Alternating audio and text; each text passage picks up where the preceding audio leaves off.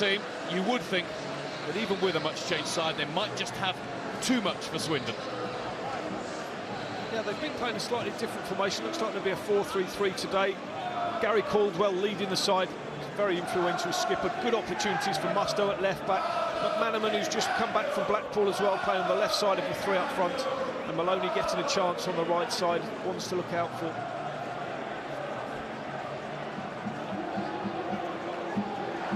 Roberto Martinez, I'm sure, would place Premier League survival as a much more important priority than a run in the FA Cup, but he will be treating this competition with a bit of respect too. He did win silverware as a player with Wigan and with Swansea. He won the Football League trophy, but this is the FA Cup. It matters a whole lot more. And he's got his customary warm reception from the Wigan fans who have made the journey to Swindon. Not too many managers who could perennially fight a battle against relegation and yet always seem to be popular with his own supporters. Ali Al-Habsi keeps his place in the side. No need for a rest for the Wigan goalkeeper, even though he has been one of their busier players this season.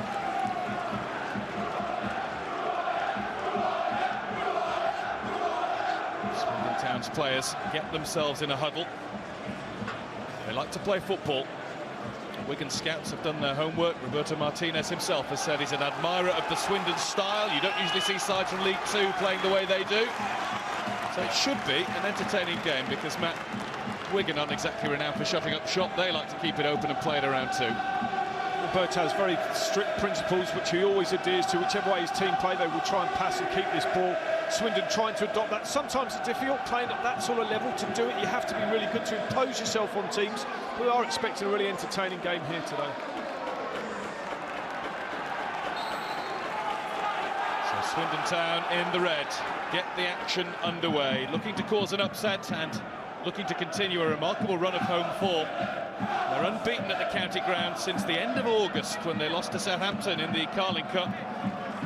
Won their last 4 at home, the last 3 without conceding a goal.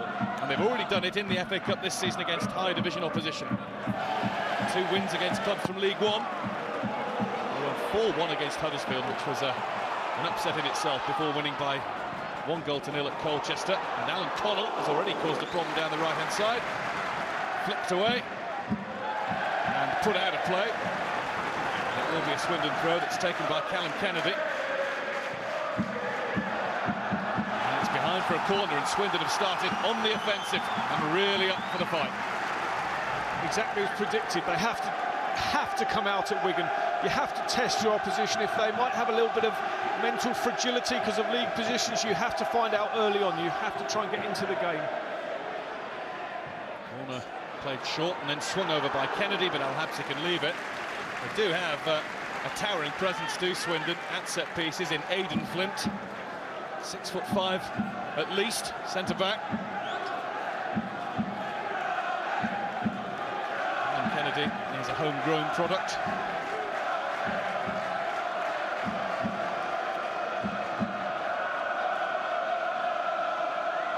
Thomas getting a start for Wigan today. It's only his 2nd appearance of the season. His other one came in September in the Carling Cup. There is Flint with the header. It's Musto. Let down the line by McManaman. That's a Wigan ball to throw back in.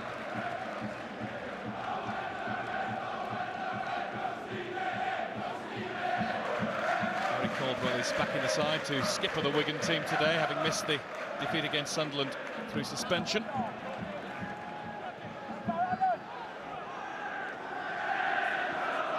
Hendry Thomas. Emerson Boyce, back from injury, back to try and regain his place in the side, his first appearance since early November.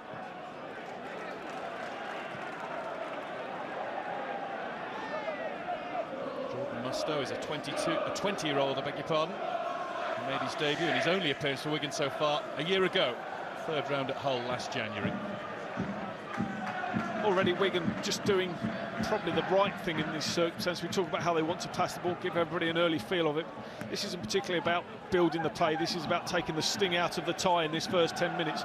Keep the ball for as much as you can, get the crowd quiet, Nobody wants to be a part of an FA Cup upset, so they will pass the ball. It's what Roberto preaches, that will never change. And it's just about whether they can produce a finishing product at the end of it.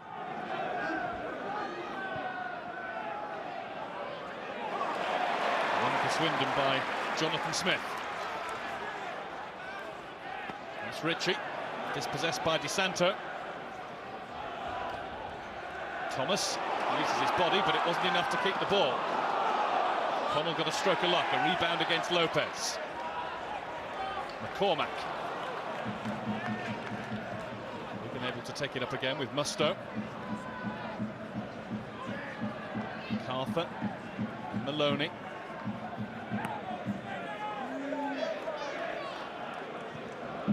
You mentioned the first few minutes. Matt, Paolo Di Canio did say that the first 20 minutes were absolutely crucial for his side. Certainly sent them out, I think, with a typical sort of Di Canio rallying cry. I'm sure, and it certainly looked that way in the first minute or so. You have to dictate the tempo of the game. I think that's the important part of it. And in reverse, the cliche goes that if you start slowly, it's very difficult to pick it up, and that's why so many teams can come on start. Things that they expect to be easy just really aren't in the FA Cup. There's Callum McManaman. Managed to get to the byline, but couldn't keep it in, and it is a Swindon goal kick. Peter Walton, incidentally, is our referee today. Saw that had crossed the line. McManaman back at Wigan after a very successful loan spell at Blackpool. Roberto Martinez has made mention of the fact that he thinks he's grown up as a player, even in the short time that he's been on the Fylde coast. Great for players to get any sort of experience. He's got very quick feet, got himself involved in some international football, went with the under-20s in the summer as well, so good reward from that point of view. But he has, I mean, he works really hard at his game. He's got good feet, good awareness. He's now honed those skills a little bit at Championship level. But players do go out, they realise the standards that are required to prepare for playing sometimes 5-6 games in 3-week spells. It's tough for players. McManaman being watched at the county ground today by the boss of the England under-21 team, Stuart Pearce. Possibly with the Olympic team in mind as well. Plenty of noise from the Swindon Town supporters. One defeat in their last 18 games that they've played in all competitions. That came at Torquay on Boxing Day. They lost 4 of their first 5 league games under Paolo Di Canio. Once he got a look at what he had at his disposal and brought a few in, he got them playing as he'd like them to. I've seen them once live this season, saw them up at Macclesfield, and they're a bit harshly done to, really. They lost the game, and they were a bit harshly done to with regards to a couple of refereeing decisions, but Paolo Di Canio was entertainment on his own that day. You really could have a camera on him for the whole 90 minutes, because he certainly puts himself through the ringer watching this team. But life's never dull at Swindon Town these days. That's Connell. It's guarded back to El Habsi by Gary Caldwell. Ronan Murray was the player lurking, 20-year-old on loan to Swindon from Ipswich. Of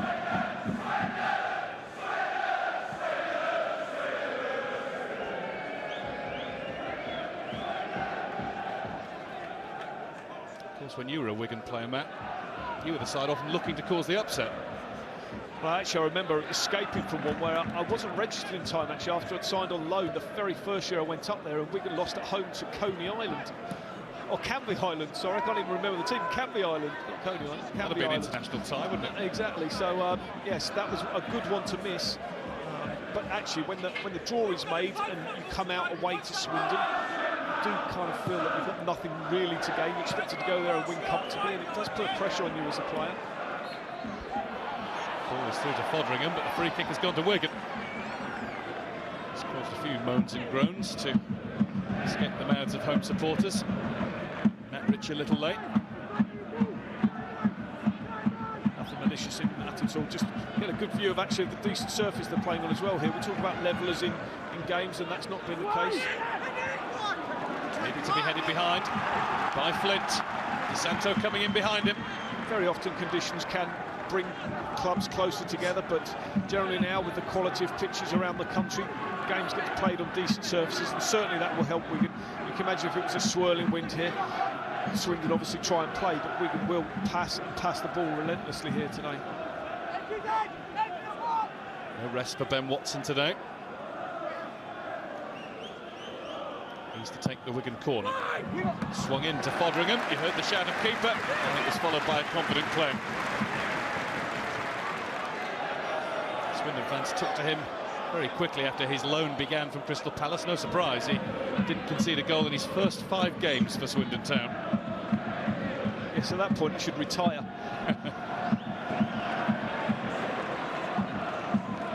He'll be pumped up, having signed his permanent contract with the Robins just yesterday. Do you remember, was there a young keeper went to Stockport or somewhere, I think, relatively recently, didn't they? Ended up breaking the record, and it was something like he didn't concede a goal in his first 9 I think that was games. Wayne Hennessy of Wolves. So in his early career. It's an incredible statistic. Got to give the back four a bit of credit too, haven't you? Jonathan Smith has gone in a little late there, and it will be another free kick for Wigan. McManaman was caught. I saw quite a lot of Jonathan Smith last season playing for York City, and that is very much his style. And a little glimpse as to what McManaman can do as well. He's a player that you think he's giving you a chance to tackle him, suddenly the ball's gone. He's very quick feet. He's really worked hard on his technical play just to move the ball, good at getting crosses in with both feet.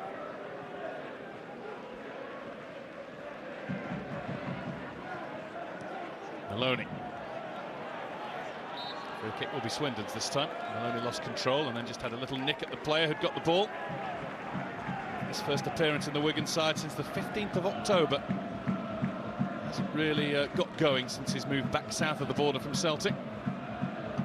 Funnily enough, Roberto likes to just blend the players into the squad, really. He doesn't necessarily buy players and throw them straight in. It's a bit of a policy that he has. He likes players to get comfortable with how the team want to be. So it's not necessarily any sort of indication of Sean Maloney and his performances. It's very much a Wigan ethos and a Roberto Martinez ethos as well.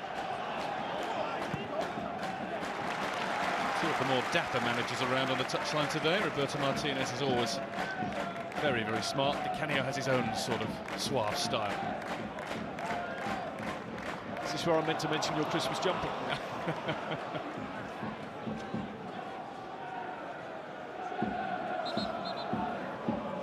Is that certainly his alternative? Very different, very cosy, thank you. Musto's throw. Watson.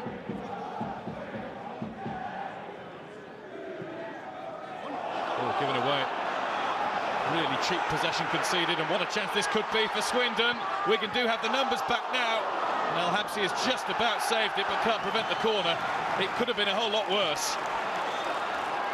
There are areas to pass, and this is not one of them. Just overhits the pass completely. It's a dangerous ball, trying to thread it. And credit Swindon, they turn the opportunity into a chance at the half-back. Looks like it's stilted. And a little dangerous save for El Habsi with the ball bouncing just in front of him. Scrambled for a corner in the end. Adrian Lopez was the Wigan defender who gave the ball away. Rafael De Vita was trying to make the most of it. Ronan Murray with the shot in the end. And that, in cup ties, you just... That's a great pass from Lopez that he then makes from the back. You just don't want to hand any sort of impetus to the opposition. They've done well, Wigan. They've kept the ball for long periods of these opening 10 minutes or so. So you don't want to then just hand the opposition a simple chance. Free kick was given incidentally to Wigan at the end of all that. Here's Boyce. Knocking past Rafael De Vita. I often wonder in these cup ties when you get the lower division side at home, is it just the enthusiasm of the crowd as well that makes you play at a greater pace? G's everything up. Ritchie will be beaten by Lopez to that, but Swindon will continue to attack with the throw. Yeah, I think a bit of adrenaline, and it often flummoxes you because you don't realise, or you don't know how these players who become superstars on their day suddenly do lift their game to those levels. It is kind of perplexing when you're the big boys in town. It up and just about away. For Santo, it's not the best touch. Ben Watson has done really well to bring it down. McManaman trying to get away from Ferry, being pursued by Caddis as well. Good run from Callum McManaman. It's just behind Maloney though. Following up is Henry Thomas, and that would have cleared 2 sets of goals. It's a decent chance. McManaman again showing good pace down the left-hand side, runs away. This does sit nicely for Henry Thomas. We'll see it from this angle on his left foot. Just gets underneath it completely. The ball breaks. At that point, he's just trying to curl it round the two. Probably goes for too much power, really. Tough old chance with the bodies. Good defending from Swindon. Players throwing themselves as that man would expect to happen. The stats do kind of suggest a Henry Thomas finish like that. It's his 65th appearance for Wigan, and he found the target. That would have been his first goal.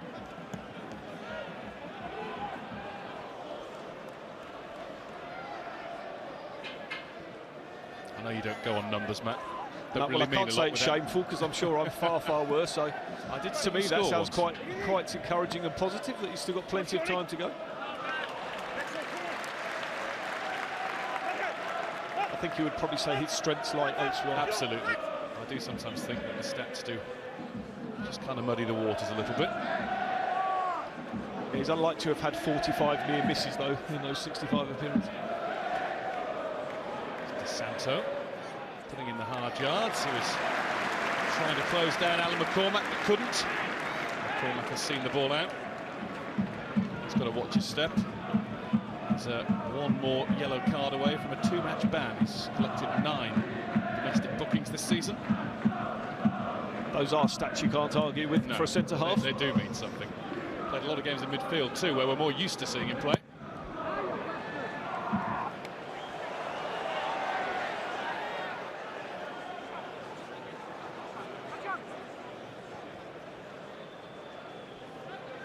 Gary Caldwell, he's racked up 7 bookings himself.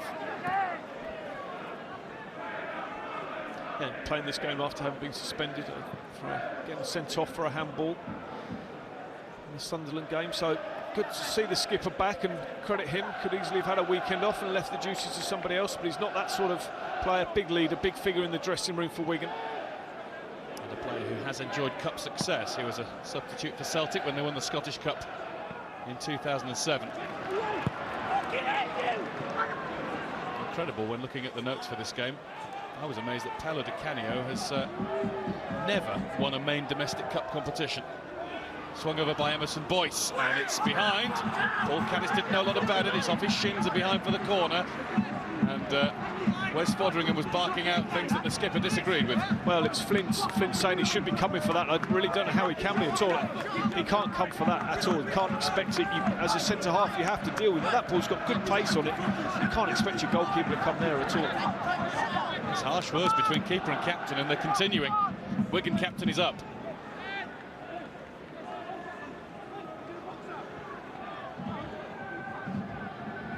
Ben Watson delivers. DeSanto couldn't get through the crowd, and it's bounced behind off Sean Maloney.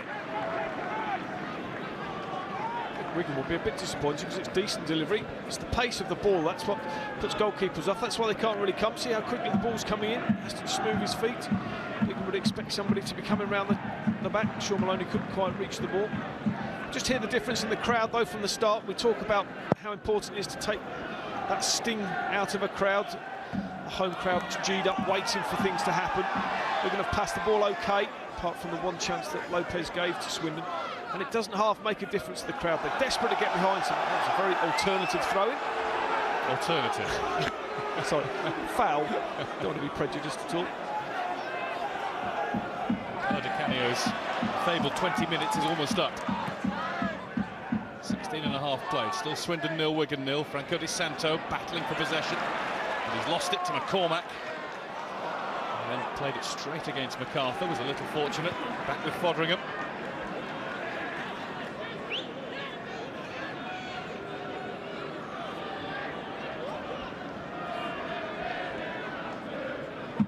I think just due to what I've just said about the crowd and the likelihood of an upset, I think actually that Di Canio would be slightly disappointed after this 20 minutes. I know he would say that we don't want to be 3-0 down and be out the tie at that point, but he would really have wanted his side to get up a big head of steam and have the place bubbling.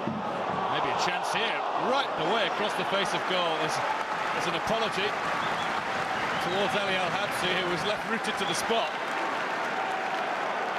Caldwell who goes for it. Obscured the keeper's vision. Over comes the cross. Al-Habsi can see this one all right. And it's whacked away to safety. And it's this sort of incident that Paolo Di Canio will want his team on top, applying that pressure, making it uncomfortable for the Premiership boys, making it difficult for the players who are trying to make an impression. The young lads in the side, Mustoe, McManaman, trying to take them out of their comfort zones. And again, just on the back of a couple of set pieces, we hear that reaction from the crowd. Ben Watson. DeSanto. Maloney. Couldn't keep it. Put under real pressure there by McCormack. McCormack's caught late. Peter Walton has signalled an advantage. That's Flint. Hendry Thomas with a challenge. It was a bit late. Be interested to see if he gets talked to now. Paul Callis has let the ball run out. Sometimes when the play goes on for that long, you see it's a lunge. It was late. It just catches him, I think, as his ankle lands again. Never too great when the pressure's going through. He's tough enough, he'll pick himself up. He'll have to get a talking to for sure. Once you go off your feet. And it is a yellow card for the player Swindon supporters have been labelling Dirty Northern so-and-so. Well, last time I looked, Honduras was south of the equator.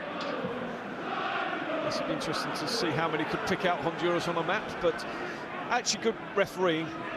No plays, don't like to see plays, but very often when the play continues, the referees play a bit of a get-out-of-jail free card and don't. They just go and give the player a talking to and don't book him. But actually, you know, he saw the foul, allowed a good advantage, and then goes back to take the correct action. I wonder actually whether Peter Walton's got a chance at the FA Cup final. He's 52 now. He's getting a year-on-year extension to his refereeing life at the top level. He ran the line in 1996. Eric Cantona's 1-0 winner for Manchester United against Liverpool. Sort of at that stage where now or never. Still a really big deal for referees, isn't it, to get that accolade? Oh, it is. I like him actually. I think he's one of the lowest key refs, and that's said in a complimentary way. That's a great leap from De Vita. Murray has put it the wrong way though. Wigan have cleared, but they'll still have some defending to do here. Jonathan Smith is still up there in the box. And that's a great shot. Well, in ferocity terms, it was just off target from Callum Kennedy. He's got some quality in that left foot. See so many of the left backs. Hendry Thomas going off his feet again, a little bit dangerous, and you've just been booked. Has to be very careful. You see here at this point he's got to make a decision. Oh, it's very, very lucky. I mean, he doesn't really commit to the tackle, but once you're going off your feet, you're taking chances. And actually, a little bit more composure to Kennedy, and he should be looking to hit the target there. Lucky for Thomas that Kennedy had the wherewithal to sidestep the tackle. Yeah, so well, actually, could have been very throwing him a bit of sportsmanship into it and made sure there was some sort of contact, and that would have given Peter Walton a really difficult decision. He does have a sporting manager, doesn't he? Remember that incident when Di Canio caught the ball rather than playing on? I think he got awards for that, didn't he? He did. Do you think he'd have scored? Because it is one where everyone said, oh, he's done really well and he would have scored. Well, he had an awful lot to do when he caught it, but it was certainly a great gesture. Back. No, he did. Here's DeSanto. It was a great gesture. No, I'm not taking away from that at DeSanto didn't quite have the angle. It's his first start in 10 games, the Argentinian. 4 goals this season. His last one was a really significant one. He came on to score the 2-1 winner at Sunderland at the end of November, late on in the game. The goal that ultimately did for Steve Bruce at the Stadium of Light. Laurie Sanchez is here to watch today. He'll be here again on Tuesday. His Barnet team are playing Swindon in the Johnston Paints Trophies Southern semi-final first leg. It's a mouthful. He's tuned into the other scores, look. Listen to us for our fabulous insight, I'm sure. That's why he's not smiling.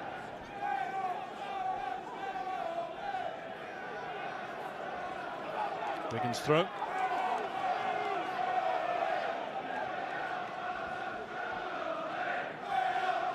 Swindon's next task is Barnet, and I beg your pardon, that game is at Underhill rather than the county ground. Wigan's next task is at home, Manchester City.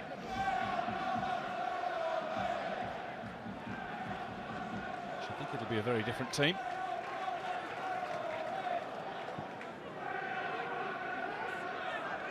Hendry Thomas.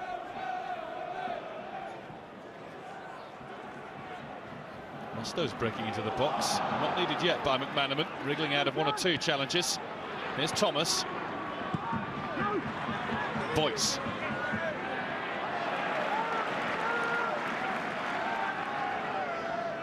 Caldwell. Boyce backs himself against De Vita. The Italian won the tackle, if only to give Wigan a throw.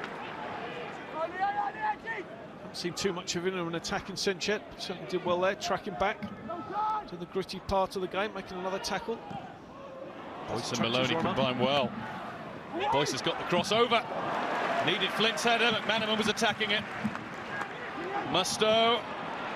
MacArthur couldn't quite adjust his direction. And away goes Ritchie. It's bounced away from Simon Ferry.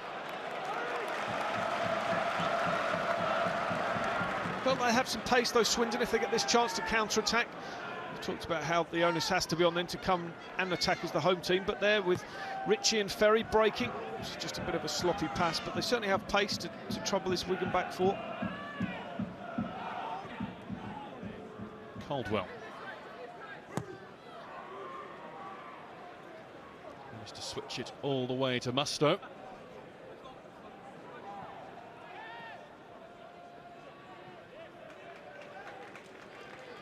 Lopez. Whilst Wigan have possession and pass it around, you can hear the atmosphere just drop down to a murmur. Passing it around neatly right now. Maloney. Faced by Flint and Caddis. Couldn't find DeSanto. Flint. Up towards Connell. Should be a Wigan throw. Alan Connell scored in the last 2 games, 3 goals in his last half-dozen games. Signed from Grimsby last summer, and he's taken over in the last few weeks from the Algerian striker Mehdi Karouche, who started the season full of goals for Swindon, but has since had a pretty public falling out with manager Paolo Di Canio. And I would think with Paolo, once you fall out with him, he doesn't change his mind that easily. I wonder if he falls out with people for being a bit too much like him, I should imagine, because he was an outstanding pro, but he certainly had 1 or 2 fiery moments, didn't he? The word around Swindon is that Di Canio basically doesn't like Karouche's attitude to training. He was left out of the side and he didn't work hard enough to get back in it. I bet Paolo had the odd day like that at the training ground. I'm sure the Sheffield Winters were right to his liking. What a player, though. Just mentioning earlier his lack of cup success. Closest he came, he was a runner-up in the Coppa Italia with Juventus once upon a time. That was it. No cup win with Lazio, Celtic.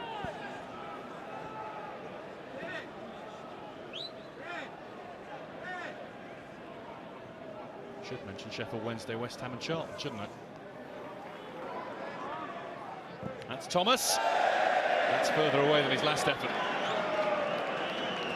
It's lower though, so if he goes back another 15 yards, get one on target.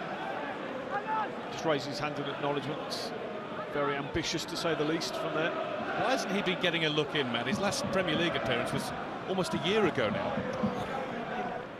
Talk about Ben Watson here today. Ben Watson come on really well, and he struggled to get in the side just recently as well. So got McCarthy's been playing in there, and Momo Diarmi. So they have a lot of midfield players, and a lot of good midfield players too. So these players have to be patient.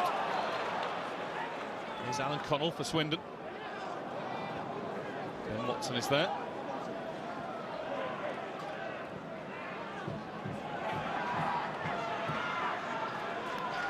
And Gary Caldwell. I suppose it's testimony to the strength of Wigan's squad these days that they can make 9 changes, and with perhaps the exception of Jordan Mustoe for many and Callum McManaman for some, you still have heard of every one of the starting lineup. Yeah, you mentioned at the start of the programme about how popular Roberto is with the fans, and he is rightly popular. But Roberto also has a big plan for the football club. He has a plan that's ongoing, a 5-year plan, so he's looking to put something in place. So they now have a development group that McManaman and Mustoe come out of. Whereas in the past, it's very much been a, can we exist? Can we get through this summer to buy enough players to get us through the season? And Roberto is trying to put an ethos and a plan through the football club, and I think that fans appreciate that, because when you're Wigan Athletic, who really should be a League 2 club in all, but where they've managed to get themselves performance-wise, there's not too much difference between where Swindon are and have been and where Wigan are. It's remarkable that they have managed to stay in the Premier League for 7 successive seasons now. They will, of course, this season be fighting their almost annual battle against relegation, but they've got as much chance of staying up as any of the teams around them, if not more. And I think Roberto argues that every year that they stay up with him in charge, they get stronger, and this group is getting stronger. Strongly can they perform in the FA Cup this season? Well, they've started to assert territorial dominance on this game, but nothing really to trouble West Fodringham in the Swindon goal yet. No, there's not been too many clear-cut chances, certainly. It's a good play, great cross-field ball again drilled in. Just haven't got too many bodies in attack, but after half an hour they'll be pretty happy. They haven't gone behind, the crowd has gone a bit quieter, they've passed the ball quite nicely. I'm sure Alberto will be satisfied enough for this opening period.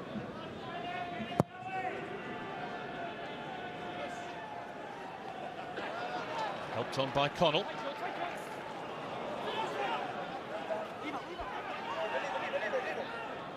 Paul Caddis with the instructions to leave it. Scored his first home goal for Swindon on Monday with a free kick in their 2-0 win over AFC Wimbledon. 4 goals in 73 games for Swindon. 3 of those have come in his last 6. That's Jonathan Smith. And he's way off target. Looking for his 3rd goal for Swindon. First touch didn't quite go out his feet, just had to have the stutter, which made him drag across the ball. Decent half opportunity.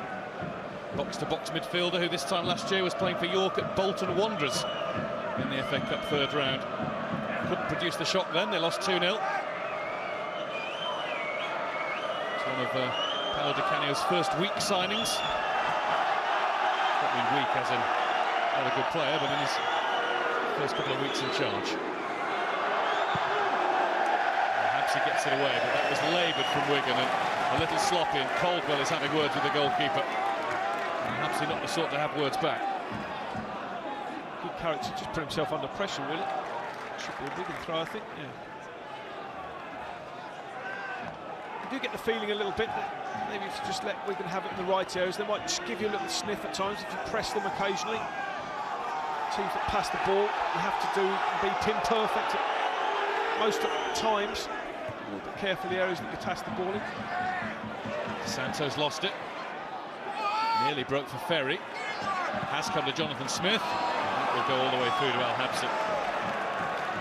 I think Cano will just be saying to his team at half-time, still 15 minutes or so to go until he gets them in at the break, but once you retain possession, just settle yourselves down. They haven't particularly shifted up the team that well. They certainly haven't dominated possession territorially either. So he'll just be saying, just settle yourself down, make some passes, believe in your ability. Good ability shown there by Caddis before being hauled back.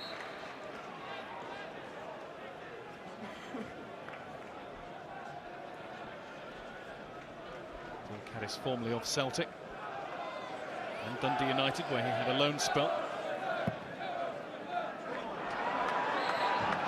Connell was offside as he went for the ball stride for stride with Gary Caldwell.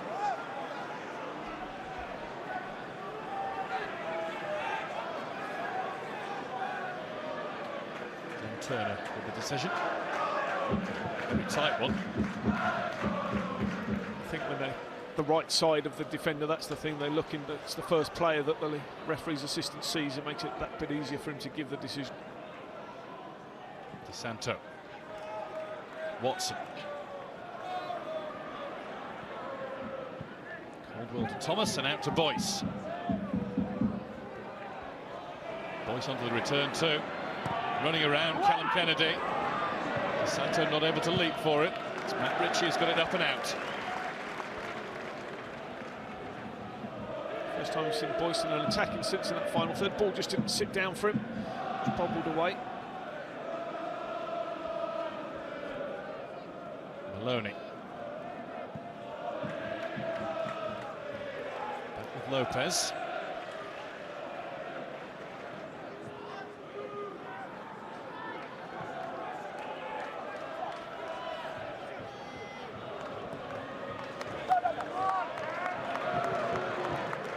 Wigan will be quite content to slow it down somewhat.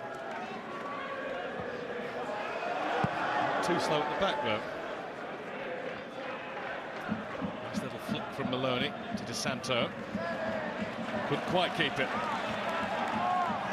Watson. MacArthur.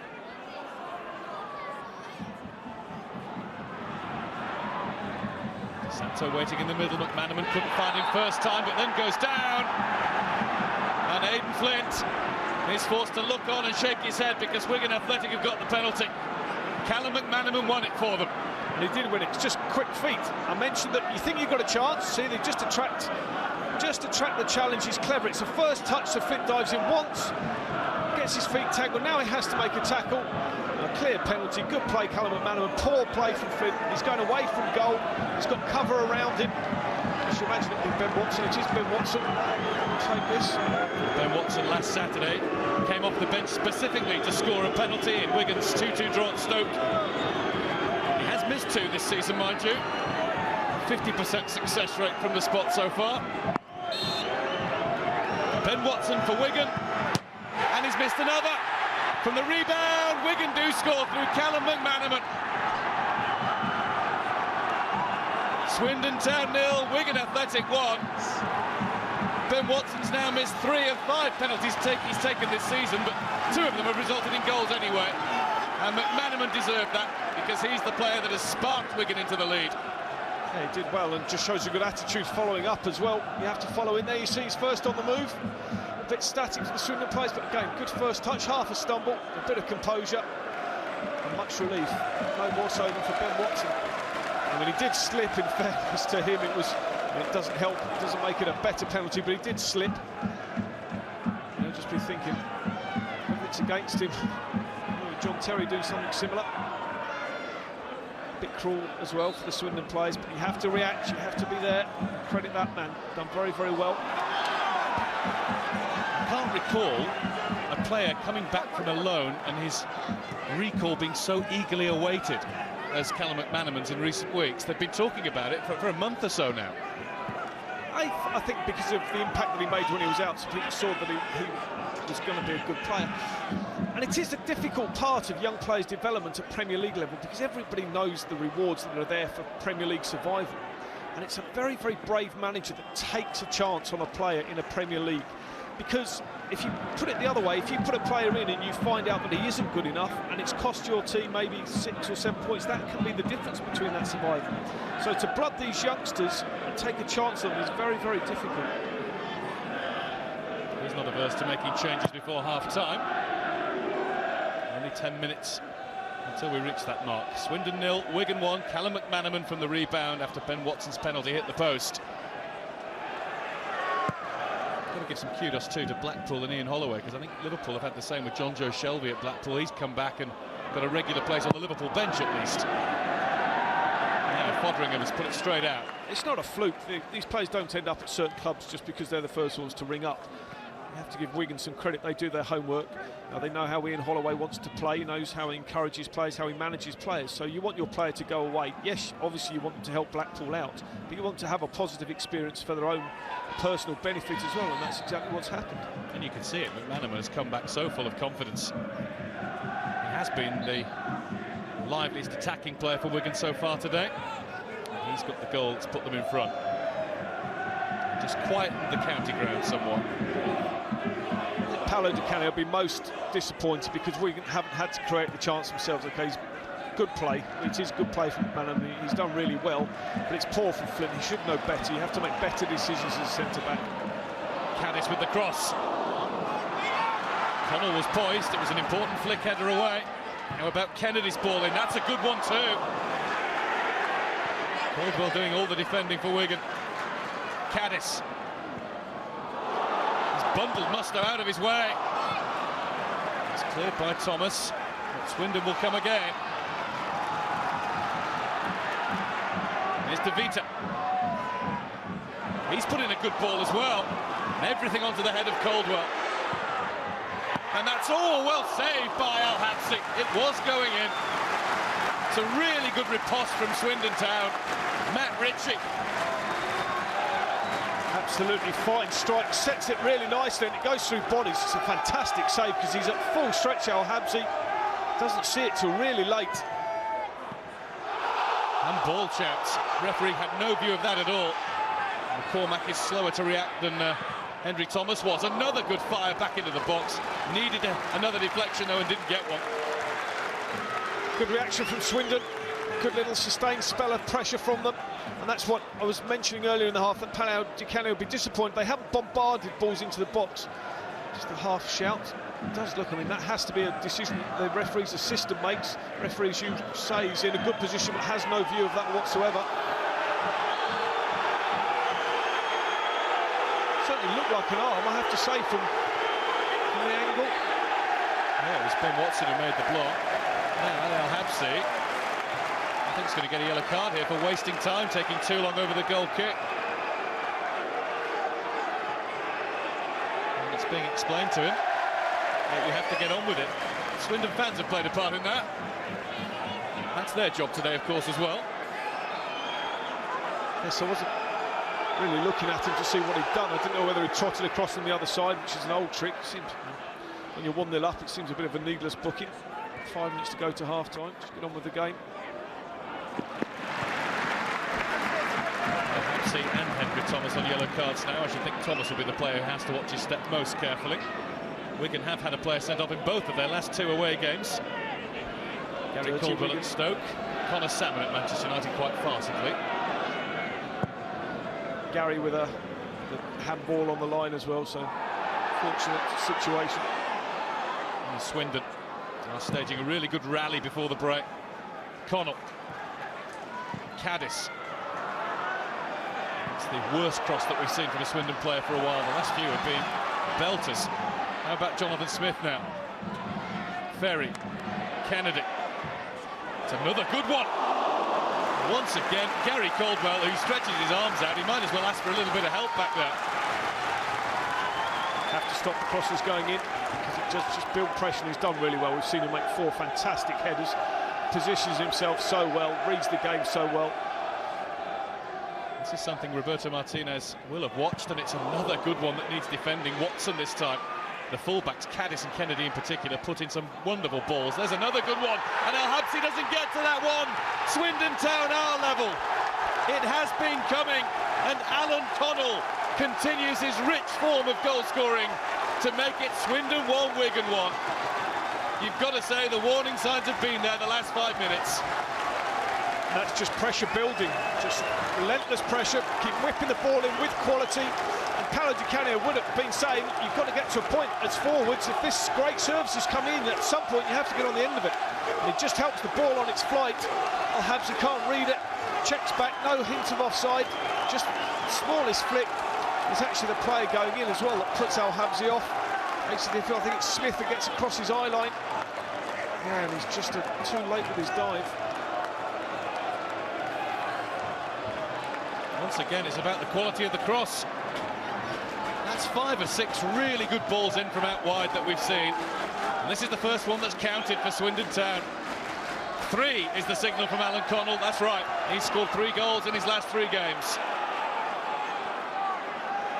FA Cup tie, well and truly ignited.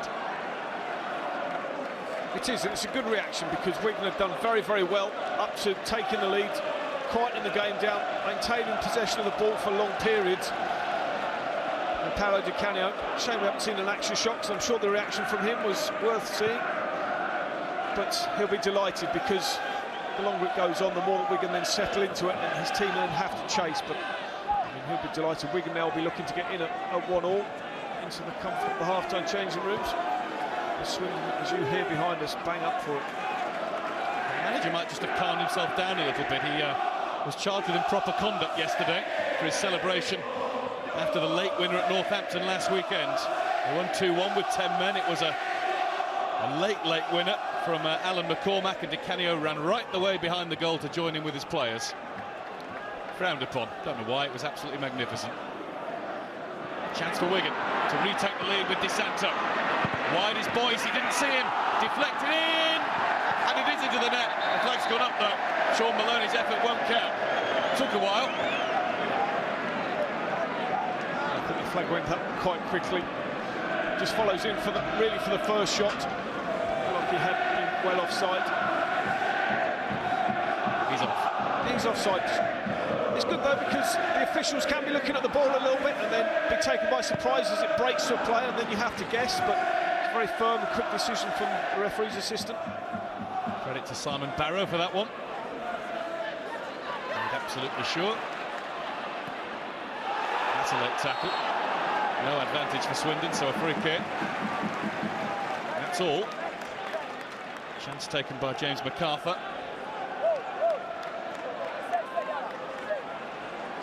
Well, since 5 or 6 minutes before Swindon got their equaliser, they started to be the better team. League 2 1, Premier League 1. DeSanto. Better from him. Now he's gone for goal. And West Fodringham knew it was always going wide. It was either the wrong option or there weren't any other options. He's not had too many sighters. That might centre forwards, thinking that they can score from 30 yards or so. Good skill on the line. Been a little bit isolated at times in that central position. He's got a great deal to chase down. Just trying to fashion his own opportunities. Murray battling. Ferry won it. Now Caddis. That's gone out.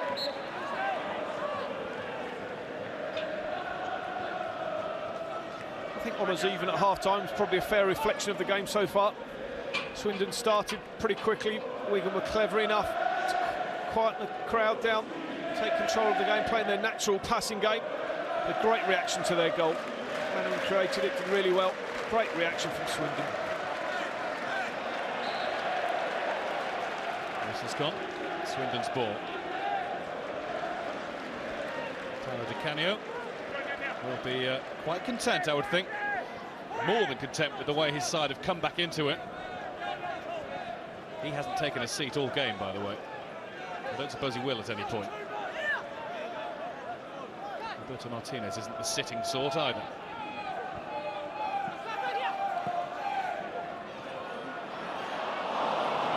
Vita lost it. Boyce. Caldwell.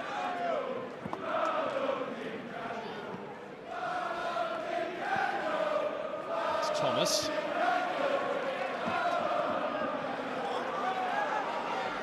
Emerson Boyce. Plenty of time for Gary Caldwell. Into additional time. There's just been a 1 minute to be added on. Most of the stoppage time surrounding that Wigan Athletic penalty. Ben Watson missed, but then Callum McManaman scored from the rebound off the post. And that's how Habsy's clutching thin air as Ronan Murray tried his luck. Does really well. Gets the ball out of his feet quickly with a little sharp turn. Good interplay. Good quick passing. Has a quick look up to see. Caldwell just backs off to give him half a chance. A snapshot. Well, Habsy's certainly a little uncomfortable with his reaction and the way that he had to stretch for it. The replay made it look a lot closer than it seemed to in real time.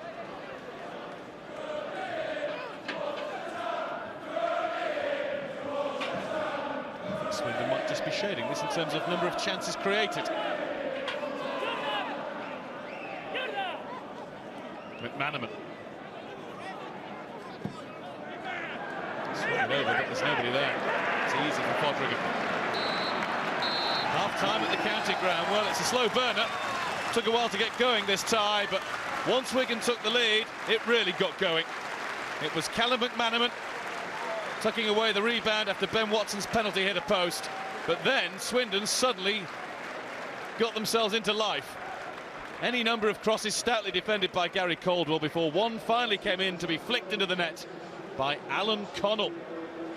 Honours even at half-time, and it's been a very entertaining FA Cup third round tie. It's Swindon Town 1, Wigan Athletic 1.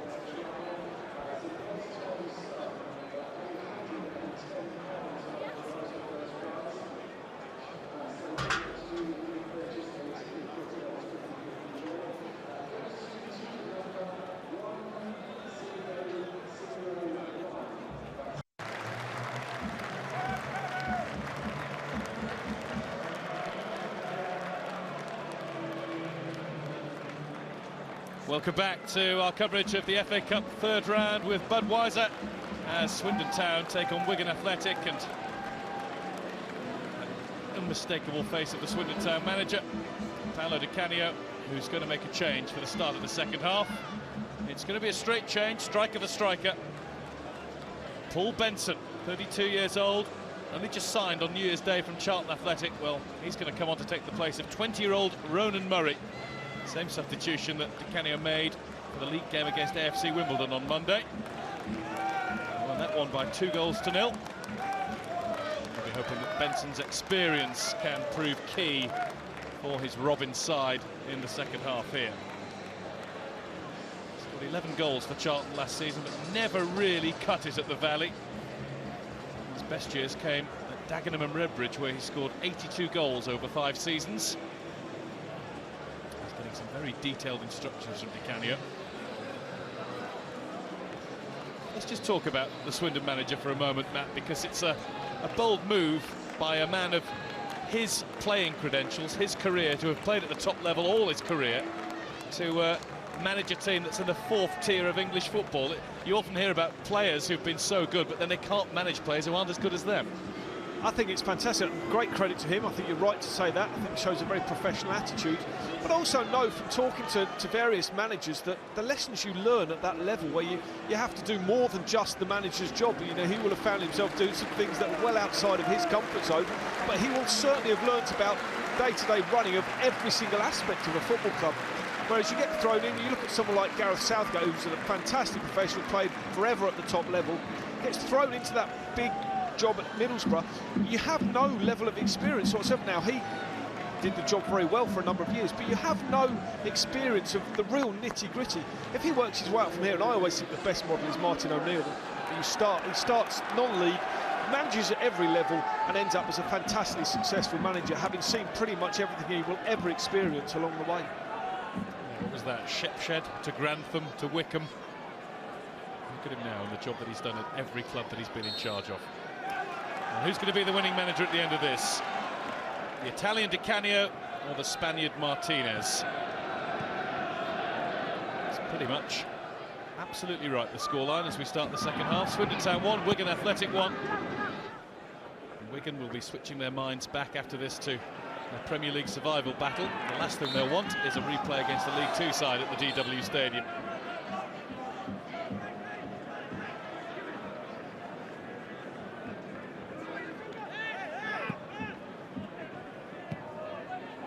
It's Mustoe.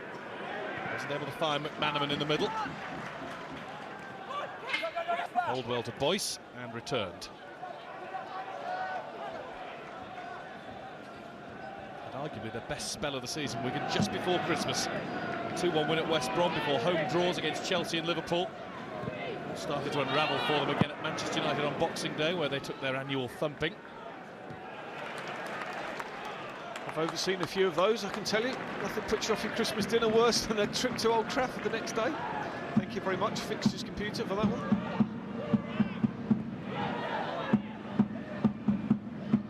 It's Lopez.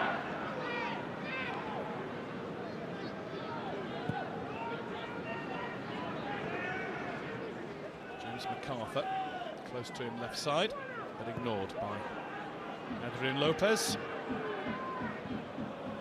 Deportivo La Coruña Jr. Maloney. Bounced harmlessly behind. No problem at all for West Fodringham.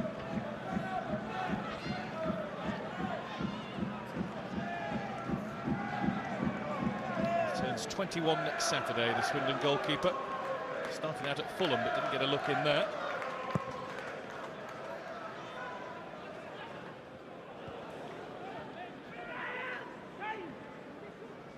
DeSanto didn't quite fall for Maloney. In came Caddis. DeSanto.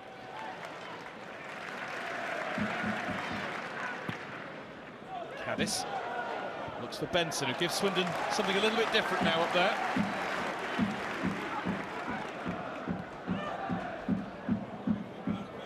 MacArthur never got the ball under control. Caddis. It's Ritchie trying to get away from Ben Watson. He had to withstand a couple of ankle taps. Aidan Flint. And Callum Kennedy.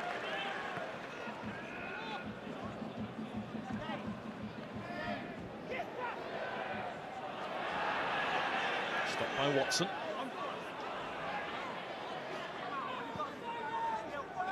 There's McManaman.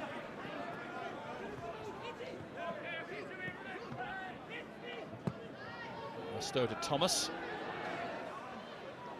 Boyce. Similar start to the first half, Wigan keeping the ball. They were until I opened my big mouth. And it'll be cleared by Alan McCormack. Alan Connell. Nodded on by DeVita. Benson can't quite manage to keep the ball in play. What they have done when they've gone long, Swindon, is managed to get the first point of contact, so that credit their forwards for that, making sure that they attack the ball, allows the back four to push up. Wigan, we know, will always pass from the back, try and do that. Swindon have been slightly more direct, but both teams, and I think we mentioned at the start how well Paolo Di Canio had set his team up. Now he's fashioned it into the image that he wants. They've certainly tried to pass on occasion. They look better than the level that they're actually playing at, I have to say. Kennedy. There hasn't been a lot of difference between the two teams. You certainly wouldn't say 3 divisions difference, even if this is perhaps 7 or 8 players away from what would be a Wigan first choice starting lineup. Kennedy. Swung it over towards Connell. Just had to try and get in front of Lopez. He nearly did that. Wants the corner, but he hasn't got it. Good work rate again. See his move, difficult place to be marked that. Lopez can't see him off that shoulder there. It's the tight movement. And the ball's just outside the post. That's what Lopez does well. Gets himself out the confines of the post. Tough for Connell. I think a bit of it hard done to that. I think that was a corner. There's Watson.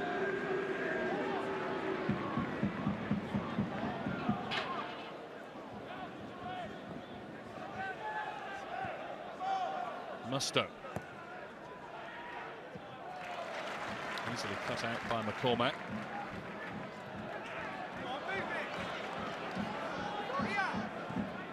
Ferry finds Ritchie.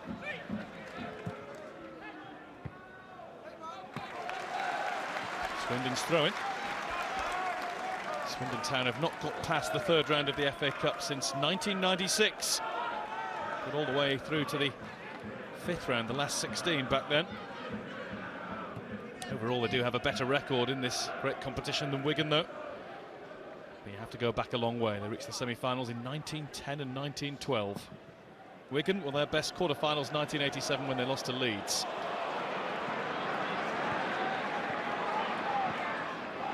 Played in towards Ferry, but it was stopped by Ben Watson, who's done a pretty disciplined job as that holding midfielder. And it was a good ball to Maloney. Look at the room that Musto's got on the left. Jordan Musto just allowed the ball to pop up and away. Otherwise, he was teed up for a left-foot blast into the bottom corner. Back came Simon Ferry. He'll be disappointed with his first touch. Musto, good break, good energy, making ground. He's so wide open, calling for the ball, take a good first touch out of your feet and strike it. Just allows it to bobble up. Ferry tracking back really well. Very professional job. Has to run pretty quickly too, looking at that hair. I didn't like to comment because I haven't got the greatest sartorial elegance myself, but now you've brought it up, let's just unload, shall we? Maloney. Di Santo. Swindon had enough bodies back there to block. Boyce. Out comes Foderingham. This is Maloney. Couldn't get it across to MacArthur. Swindon are having problems clearing their lines here. McManaman sold Watson short. Watson did well to get there at all. Smith, now a chance for a Swindon Town breakaway. And it's Matt Ritchie leading the charge.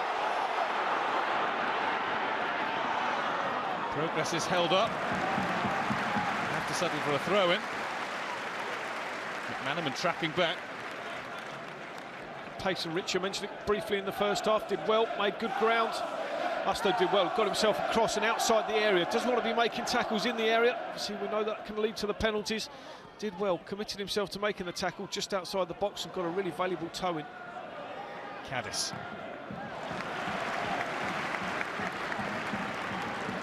Musto's block. Really impressed with Paul Caddis. Ritchie puts over the cross. Been really impressed with Swindon's crossing, and they're shouting for a penalty here. Alan Connell thought he was being held, wasn't able to attack the ball. Must have a case. He's got himself the right side of Gary Caldwell. He's having a quiet word in his ear.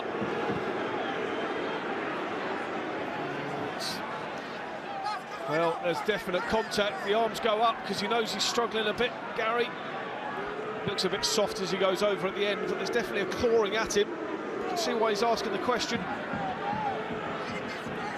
Well, it was one of those where the argument from those who wouldn't give a penalty say, if we give it for that, we'll give 9 or 10 every game. But the argument against is, well, give 9 or 10 every game then. Why use your hands in that situation? Here's McManaman. The game, if anything, has become more open since half-time. Ritchie. Clearing the ball, not as good as his crossing ability. Mustoe. Easy for McCormack to head away. Thomas. That's too casual. And Ritchie trying to buy a free kick. Doesn't matter, play will go on. Swindon had the advantage. Connell. That's Caddis taking over from Ritchie, who's only just got back to his feet. Caddis can play on the right wing. Yeah, the foul from Thomas, who it was a collision really more than anything, but we talk about him being on that nightmare scenario of being on a yellow card, still having to make tackles in the game. You get the crowd baying for another one. It's always a difficult situation. I think there's exactly a natural replacement for Hendry Thomas on the Wigan bench today, although Jordi Gomez is on there, who could come into midfield. Bit of a different player.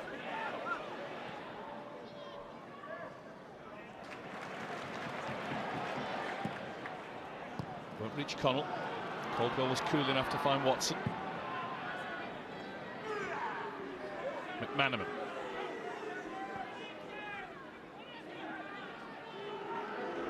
McCarthy to Thomas, who's going to get that from Swindon fans now. Trying to influence the referee.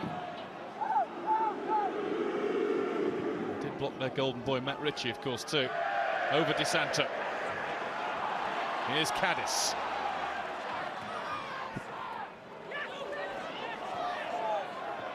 Benson. Running through strongly was Ferry, and he was caught by Watson.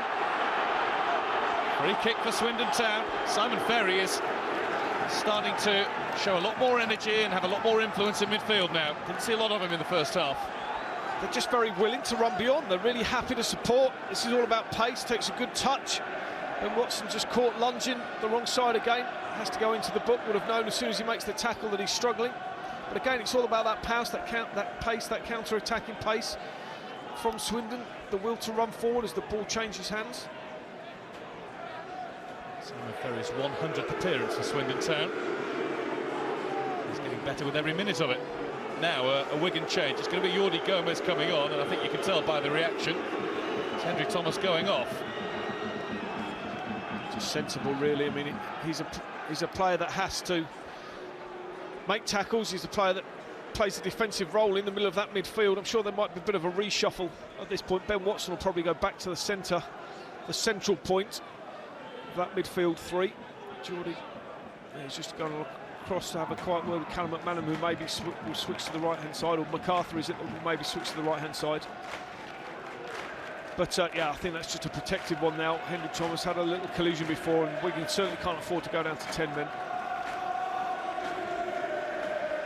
Quite a bit of height in that Swindon side. Al Hapsi wants his defenders pushing over as the ball comes in from Ritchie, and it's behind for a corner. Every single ball that comes into that Wigan box needs to be defended. Matt Ritchie really does put a good ball in. He does, fantastic ball. It's normally defended, as per normal, by the skipper. Gary Caldwell does really well. Ritchie waiting outside central this time. The ball is delivered towards Flint. He's the most towering presence in there for Swindon. Trying to win a corner, he's only got the throw. It's like a natural build for a right winger, does he, Flint? Signed for Swindon from Alfreton about a year ago.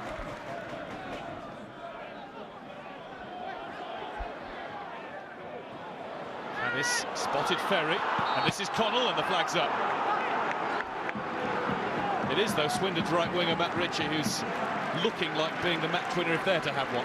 They look really sharp. I like the way that Connell's coming. Benson's made himself available as well. That's tight, looking along the line. Again, one just I think where the referee's assistant is looking at the back of the player. Doesn't see the defender beyond. But no, I think there's been good interplay for sure amongst the front four, the front five, as they break forward for Swindon. As the boss of the England under-21 team and the Great Britain Olympic team this year, looks on. Stuart Pearce. Put several big ticks by Callum McManaman's name in the first half. Matt Ritchie might be catching his eye now. Wouldn't have thought he'd drop that far down the divisions to pick his sides, though. I think he's brave enough to pick a player if he thinks he's good enough. I mean, would be unlikely for sure, but I think he's got too many outside influences on him, has he, Stuart Pearce? Very much his own man.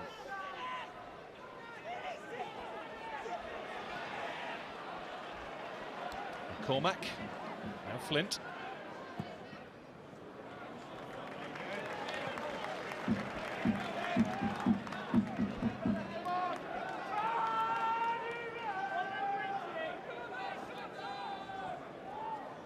Lopez. Smith. Managed to get it through to Ritchie. Now it's Benson. Benson to square. What a chance! What a chance missed. Well, we've been singing his praises, but Matt Ritchie really should have put Swindon in front there. I think he's expecting to get challenged by Caldwell, and Caldwell actually slips. Good interplay game. Look at his willingness to get into the box. Should do better. Doesn't realise there's not somebody close to him. Can actually take a touch. He's got that much time because Caldwell has slipped. Head straight in his hand because he knows that would have been a fine reward for his efforts, and a really deserved one as well. He's got 7 goals this season, but his last in the league came all the way back in October. Started the season with a flurry, did Matt Ritchie. Put a bid from Bournemouth last month, which was swiftly turned down by the Swindon board. And that won't trouble Al Habsi. That was always off target. Again, you just feel there's a bit of a period of pressure building, though. Been on top for the last 5 minutes, very similar to their reaction after Wigan had gone ahead. He's just sharp, he's bright and lively. Looked to create a few things in the final third.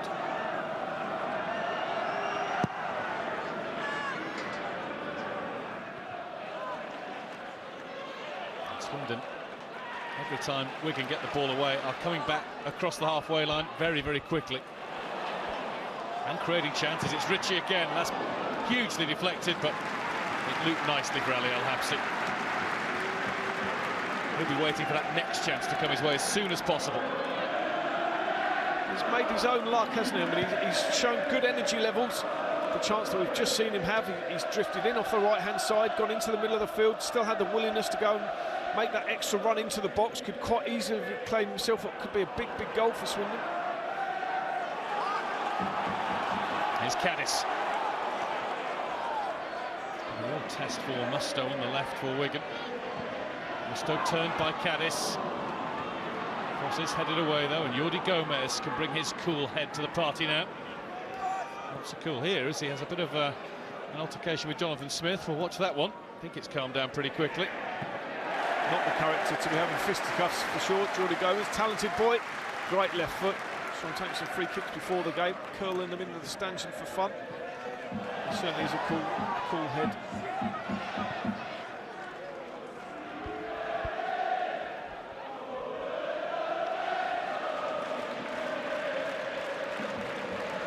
Caldwell and Lopez slow it all down, try and take the sting out of Swindon's play again.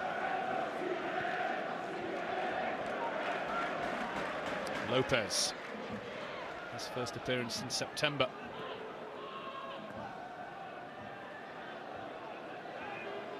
Watson.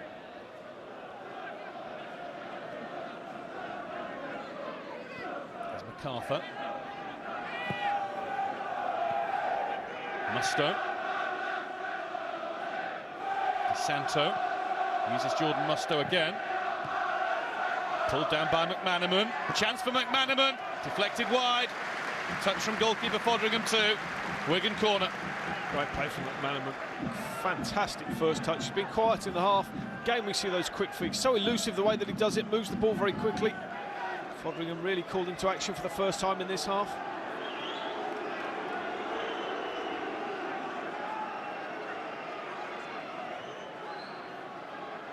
Very guarding the near post. Lopez is forward. And he's in the middle of a Flint DeSanto sandwich. Watson swings in. Caddis got across to get it clear. De Vita. Blocked by Gomez.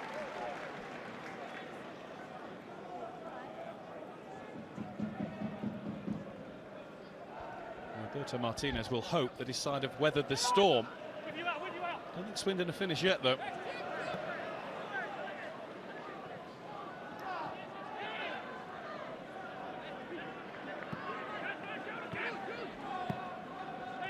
Watson.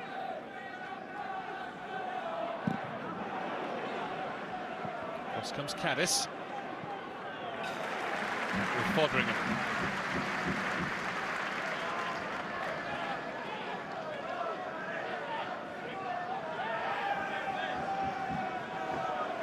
Canio just showing his first signs of real animation today. Pondering another change. De Santo waiting for the ball. Julie gets it from Gomez, then sets about taking on Caddis. Up in the air from Flint, he's going to have to go for it again, and he hesitated. Allowed Maloney to bring it down. Gomez's shot is smothered. How about Boyce? He has to turn back the other way.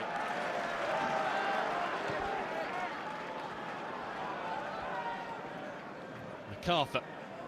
News to the touchline is that Alan Connell's going to be the player in place for Swindon. Might raise a few eyebrows. Lucas Majera, Czech player, going to come on.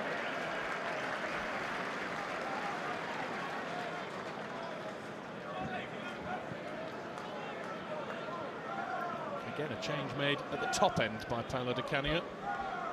He'll probably feel his best chance of winning this tie is to win it here and now. Connell, Benson. Here's Ritchie. He won't be going off. He's put another good ball into the box. Boyce it is who heads it away. And behind, it's a Swindon corner. And the county ground fans now really getting behind their team. The Wigan's defending has been very good generally from those crosses, but they have to say the delivery in from both flanks has been absolutely excellent. I have seen no chance to come for any of the crosses because of the power and pace that goes in. There's the change, and it might just be a useful change for this corner. Lucas Majera is a big presence. Alan Connell, well, he couldn't have done much more. He scored the goal that got Swindon level. Hard-working performance up front. 3 goals in 3 games, he's in form. He's run himself into the ground.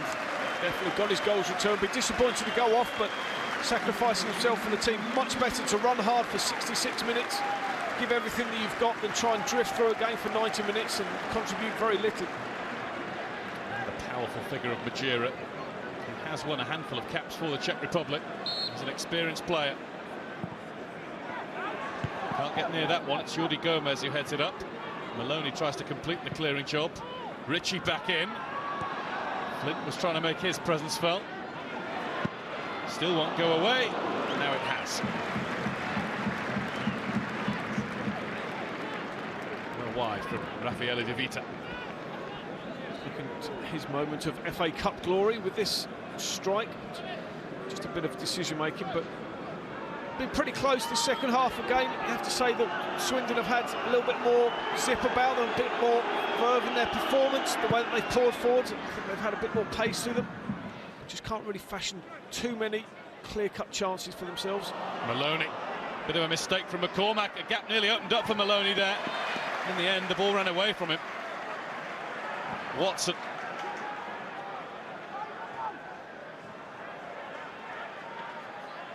Can't keep it. Gomez quickly retrieves. Some boys seemed a little reluctant to chase that one down. It was a good job that he did. Still not gone out. Tangle between McCormack and Boyce. Neither could get back up to their feet. Well, there has to be a foul because Boyce has done ever so well to nip round him, keep the ball in play. De Santo. Boyce is on his way back. He's moving forward for Wigan. De Santo now gets his head up. Keeps on going by himself for a while. To his cost. In comes Musto to win it back. This is probably the longest spell of possession Wigan have had in the Swindon half since half-time. I think a good indication on the way the game's gone is that we haven't seen Callum McManaman in this second half really at all, apart from one fantastic touch that he'd had and a half a shot scrambled to the goalkeeper. We just haven't seen him, and that's because of the supply that's gone out to him. Obviously comfortably beats Benson. There's Musto.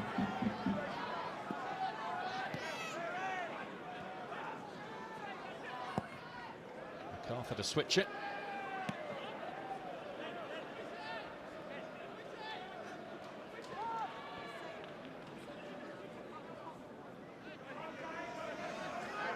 Watson.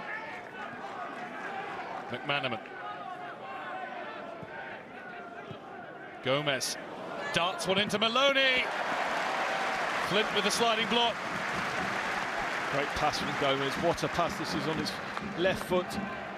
Maloney down and was dragged that way by Caddis. Wigan free kick. Really good chance as well. They've got plenty of quality for delivering the ball. Ben Watson with an in-swinger. Gomez with an out-swinger. It was a fantastic pass just before threading through. Good defending again, though. Put bodies on the line when they've had to, Swindon. Hasn't all been about their attacking play.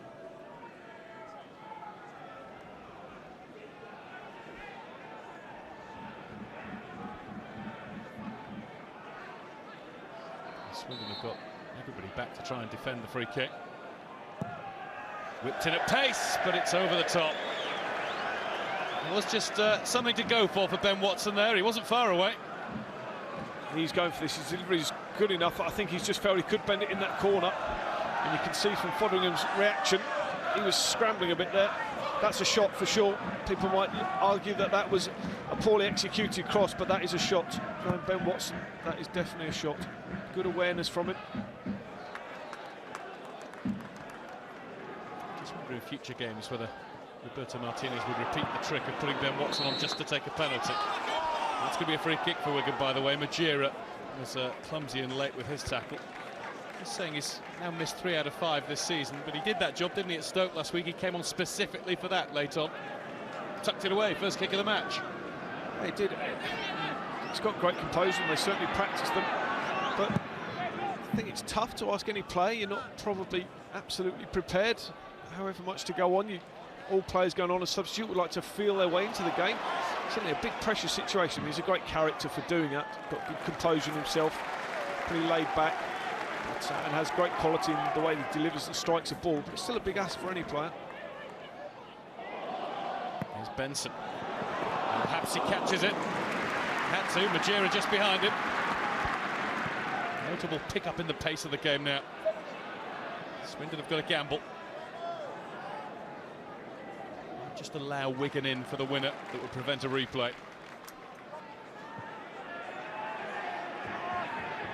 Wigan, for me, for most of the second half, have looked like the team that would prefer a replay. The other thing that they argue with their style of play is that you keep the ball for long periods, the other team gets tired eventually, and then you will create those chances. That worked at Sunderland in the Premier League just before Christmas. Majira. There's a Wigan touch on that, but it won't go out. Benson gets the throw in further downfield anyway. Courtesy of Lopez.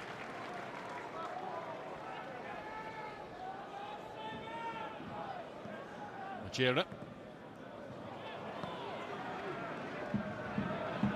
It's Flint. It's Wigan's throw.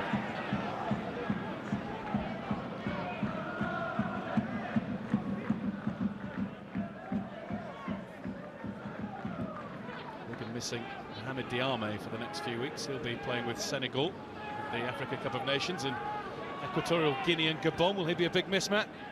Yes, he will be. Very good player. Young man, very powerful athlete in the middle of the park. Actually could be anything he wants to be. He turns in some performances of pace and power that are truly phenomenal, and like any young player, probably just a little bit of consistency required to be top class, but certainly a good, very good and powerful player. Tackle there from Caddis. MacArthur. Gomez. Another slide-rule ball in for Maloney. This is McManaman now. Caddis doesn't know which way he's going past. Maloney. He's sharpened up since the break. McManaman. Doesn't get there. I thought he would.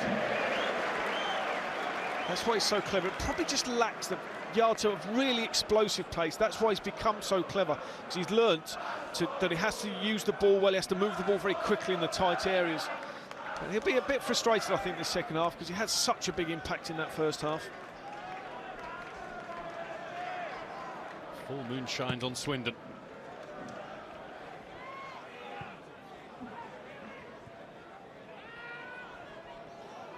Benson managed to get out of the tackle with the ball. Here's Ritchie. Just about the first one he's got wrong. He was just trying something different, wasn't he? Yeah, he's whipped the others in left-footed and just trying to force that with the right. He's got to miss that first man out. We'll allow him one. Good ball in from Caddis, though. It's bounced off the top of Benson's head. De Vita. Played away from Ritchie. Ferry. Beat DeSanto to it, and we're going to have another little spell where Swindon look likely to be the team that wins the tie. Is that going to be a free kick? It is. Paul Benson is the guilty party. Foul on James MacArthur. He might have taken the ball, but it was the angle of the challenge that was the problem. The lunging challenge has just gone out the game completely, haven't they? Regardless of whether the ball he's made contact with or not. I'm sure you'd say more's the pity for it. No, I think it is, definitely. Swung over towards DeSanto, defended by McCormack. Boyce to DeSanto. Trying to tee up Gomez. Miskicks it. McCormack. You can hear the Swindon voices, can't you? Get it out. And other more choice comments. Apologies if they bled over to you. Such is the tension, forcing mistakes like that from Ali Al-Habsi. Was it a mistake or was it a good pass? I think he got lucky. Maloney. Pass is going astray all the time now. Maloney's pulled up as he played that. Look at effectively a man light here. Caddis. Ferry. Ritchie. He's hit it, and it's deflected, and Swindon Town have the lead. Wigan appeal for offside, but the flag won't come. Paul Benson is claiming it. Swindon Town 2, Wigan Athletic 1. The shock is on in Wiltshire. Ritchie's had a good enough day that he's allowed to shoot from here. Probably wouldn't have troubled Al-Habsi at all with a strike from 30 yards. Ball deflects. Was he offside? Must be interesting to look along the line. Ali Al-Habsi, no chance at all. Benson doesn't know too much about it. He looks as though he should be offside. Just depends on Caldwell to the right-hand side as to where he is. Possibly just plays him on. And that was straight away the Wigan defensive claim, but they would, wouldn't they? Caldwell doesn't ask. Ben Watson doesn't ask. Lopez did, as Paul Benson ran away to claim the goal. He's trying to get out of the way, Benson. You see the reaction from him. The ball's actually probably drifting wide. He's trying to get out of the way and then goes and celebrates it. Well, they've really got something to hang on to now. What an impact this could be. He's been with the club less than a week, and the ball deflects in off him for his first Swindon Town goal, signed from Charlton. And at the moment, it's the goal that will knock a Premier League team out of the FA Cup. Sean Maloney's going to limp off. I mentioned they were effectively down to 10, Wigan, because he lost the ball and pulled up straight away. Victor Moses to come on. Well, he's a threat. He's been arguably Wigan's best player this season, very much in an attacking sense, very good in tight areas, quick. He's got himself some important goals. And now they're chasing the game, Wigan. Roberto Martinez doesn't look too ruffled. His heart must be beating a little quicker now. He never looks ruffled. A little jut out of the jaw there from Paolo Di Canio. He's trying to keep a lid on it. Believe you me, you will see celebrations like you've never seen from a manager if Swindon hang on to this. It's a big story. You know, he wants to challenge himself. He's played against the best. He now wants to challenge himself against the best as a manager. He'd have certainly relished this tie when it came out. Look for another big tie if they are able to hang on here. It'll certainly be a big story. I'm sure they will come under some pressure. This team have been good today. They didn't panic when they went behind. Gave an immediate reaction. They've shown good energy, good pace. going forward. Got a little bit lucky, but maybe deserved their own luck. I was really interested in his comments in the week building up to the game, particularly the one where he said, "I'm interested to see how I can handle the situation against a Premier League side." It became about him rather than his team, and worldwide, I guess Paolo Di Canio will be more familiar to more people than Swindon Town. Yes, I think that's probably fair to say. And he's putting Swindon on the world map. I'm sure he's ambitious. I don't think anyone at Swindon would imagine he's going to be the manager here for the next 10 years or so. But you can't argue about the passion that he's shown going into the job. That's all you can ask at any one time. He's made some changes, had a positive impact, getting some results. This would certainly be a nice start to his year. Wigan are being forced to go into reverse again. MacArthur to Lopez. Well, he has placed his commitment in typical Di Canio style. He said his West Ham tattoo that he boasts. Oh, hang on a minute. They haven't won it yet, of course. Chance for Wigan. No way through, though. McManaman went for the central drive. 2 or 3 Swindon bodies in the way, and then the goalkeeper. Yeah, McManaman's now switched inside. He's gone alongside DeSanto. They play more of a 4-4-2 formation now, Wigan. Moses has gone onto the left side of midfield. I was just going to say about Di Canio, he says if he gets Swindon to promotion, then there'll be a Swindon tattoo to join his West Ham one. He's loved pretty much wherever he's been, isn't he? Because of that passion, that commitment. His team are now giving him that as well. Look at that. Caddis getting to the ball before Moses has only just come on. Caddis has tricked his way past him twice, and Moses has blocked him. What about that? Swindon will ask. Peter Walton, the referee's not interested. Wasn't good enough defending, for sure, from Moses, but he didn't actually even make a challenge. Okay, he was nutmegged, but he has a right to stand there. I mean, it's very tough to get a penalty. It's not like he's stuck out a leg, he's not used his body at all, he's just stood still. I think that was the problem in the first place, he was stood still. Didn't look like a player who'd just been brought on into the game. Less than 10 minutes, Swindon 2, Wigan 1. League 2, 2, the Premier League 1. Paolo Di Canio back in the headlines. On a national and indeed world stage.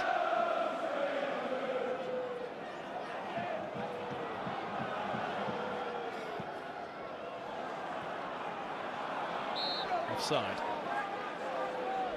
You always feel that some players have the ability to write their own scripts. He always had that, and he was never too far from the headlines, good or bad. Just as we see the little trick. See, Moses doesn't even really move, doesn't stick out a leg, holds his hands up. I did mention that it was his attacking abilities that have caught the eye mostly this year. And I think the game has pretty much gone as we'd expected, if not the scoreline being as we'd probably expect it. In terms of Wigan have allowed Swindon to play. Wigan are an open team, and Swindon, they've got the plaudits this season for their attacking capabilities, and we've seen that. Yeah, they will trouble people with their power on the post. You see the ball getting knocked out of play. A few tired legs, might be a bit of welcome relief from Benson, who just looks like he's fallen on his shoulder. It's the landing as much as anything, isn't it? Nothing too much in that. He'll be fine there, picks himself up. Certainly be claiming the ball. I saw the goalkeeper going one way, I put it the other from 20 yards. Scored the winner, maybe. That's how it is at the moment. How to make your mark at your new club. Look at this. See the way he just opens his body up, sees where the goalkeeper is. Yeah, I'm with you. I think he's trying to get that right boot out of the way. He's not quick enough, that's the problem. Not a problem for Swindon at all. I'm sure he will be delighted to claim it.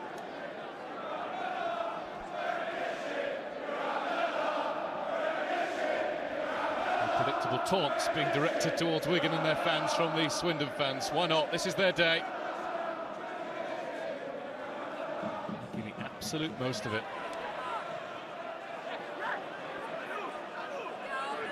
Wigan aren't done yet. They have scored some late goals in the Premier League this season. Not really threatened West Fodringham's goal enough throughout the game as a whole, let alone since half-time, when, for me, Swindon have been the better team since the break. McManaman was the one in the first half who had looked like he had a little bit to open the defence up. hasn't really been in the game in this second half. He's now drifted infield. Have to get Moses the ball, get him running at the fullbacks. Ask Caddis some questions. Can you defend one-on-one in the late stages when you're a little bit tired? Can you move those feet quickly? They won't pour the ball forward. They won't hoof it at all. Wigan, they will continue to build up play.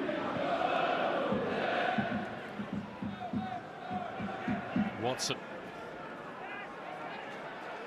I start to wonder if they do lose this, what it will do to their Premier League staying up hopes as well. I mean, you've been inside on both sides of this sort of result, Matt. You know, they've gone 5 games without a win in the league. Does this have any effect, or can you detach it completely? You can detach it. So it's important for the management team that they have to get the right reaction. Some of these players are playing their first game for a while, so there'll be other players whose confidence won't be affected by today's performance or result. But at the same time, the feeling can go through a club that maybe not our season, or it has to be bad luck, but that's not the spirit that we see every day in at Wigan. It's certainly far better than that. Here's Caddis. Swindon get another one, then they are into the 4th round draw. They can still have hope at the moment. Well, it's dare to dream time for them at the moment.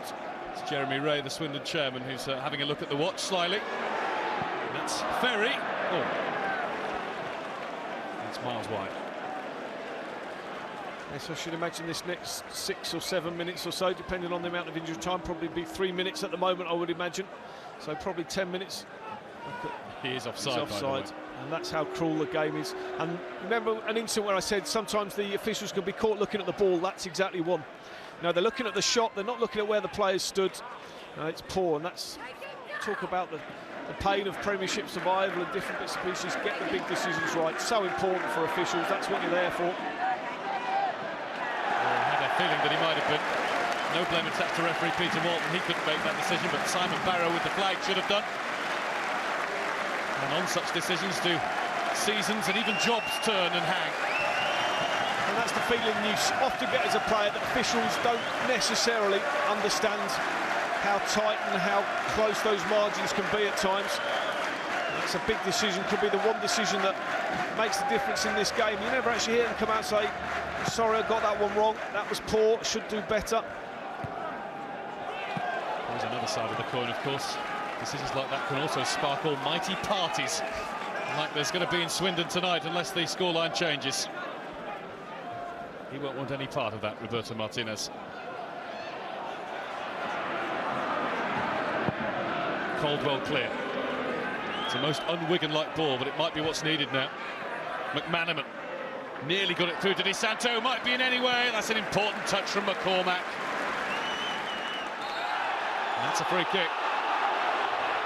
That's Majera, who has put himself about a bit since coming on, backing into Caldwell and sending him down to the ground. Wigan get on with it quickly.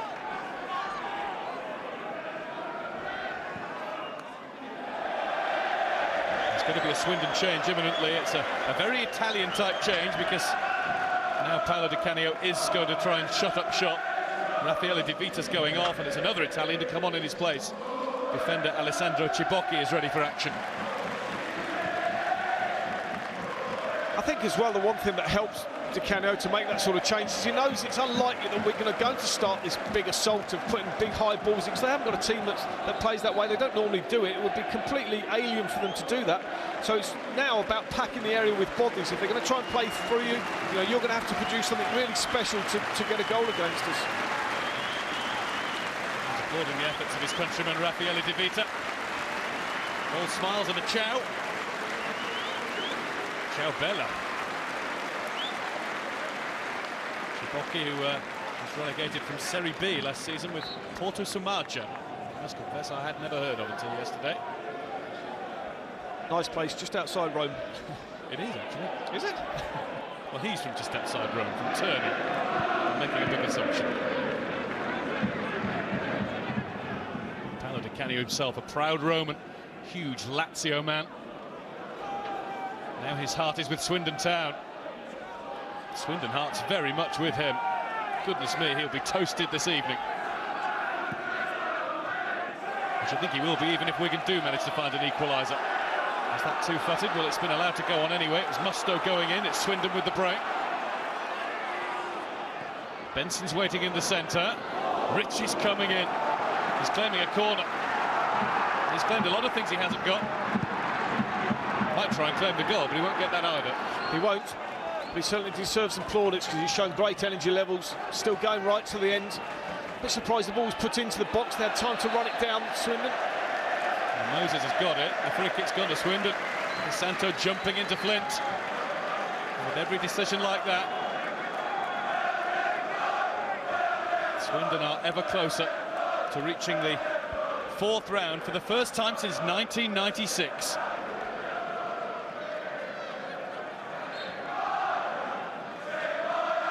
Team that regularly starts, as they have this season, in the first round of the Cup, of course, so they have to really fight the scrap to get as far as this. At the moment, they're going further. And every one of their victories against a team from a higher division, against Huddersfield, at Colchester, and now against the biggest of them all, Premier League Wigan. Well, they won't be scared of anybody coming out. You imagine, obviously, they'll want another big boy. Everyone dreams of that, seems to be the way. Yeah, give us Manchester United at home, and we'll take that, thank you very much. Fill the place out, have a great day.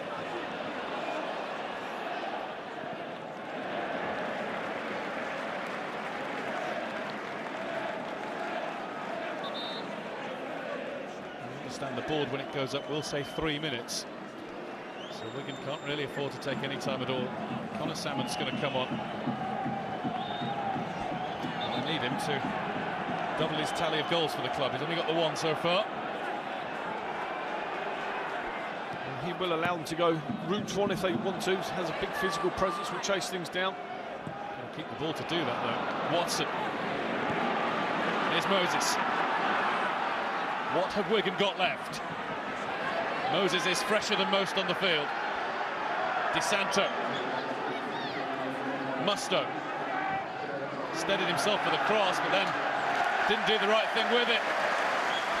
There's been a difference. Swindon's crossing has 90% been superb. It was a deep one and more of a hope for one than one with any penetration. Foderingham has looked really well under the high ball. I think he's been very safe with his handling.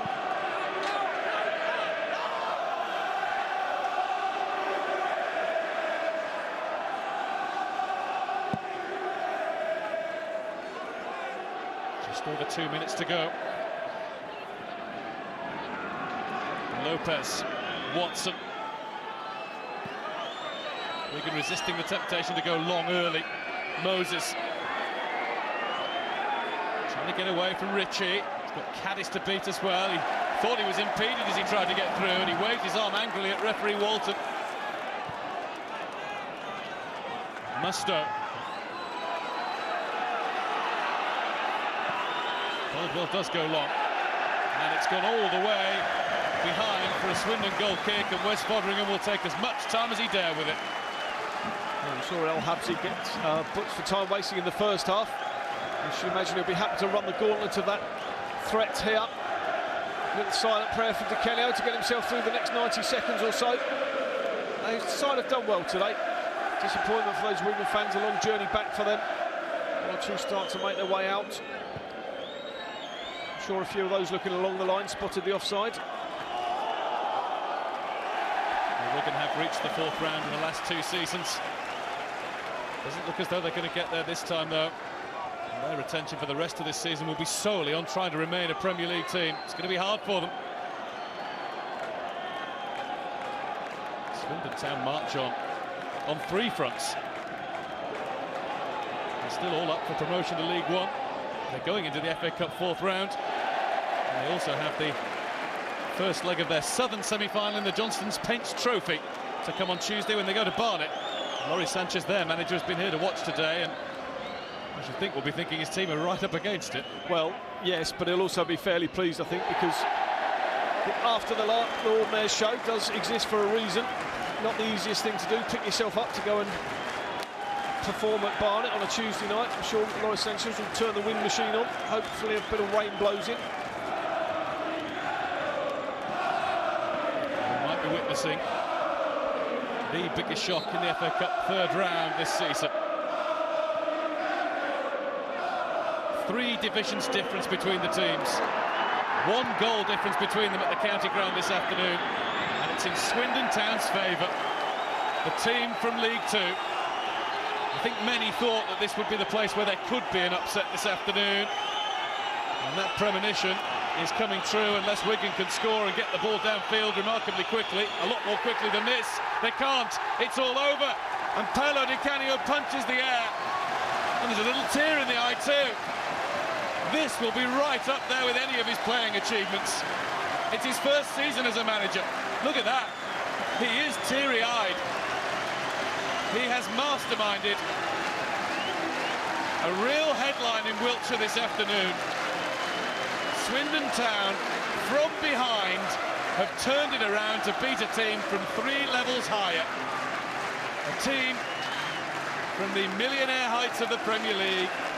The chairman, Jeremy Ray, beamed from ear to ear as Di Canio does the sporting thing and shakes the hand of every Wigan player, but then prepares to start the party with his own Swindon Town team.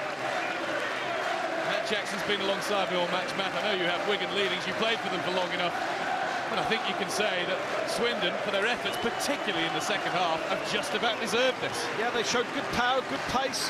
They're a little bit more direct, but I think they've shown great energy in the forward areas. Richie definitely deserves a mention. I think he's done really well. Connell tried really hard, got a very important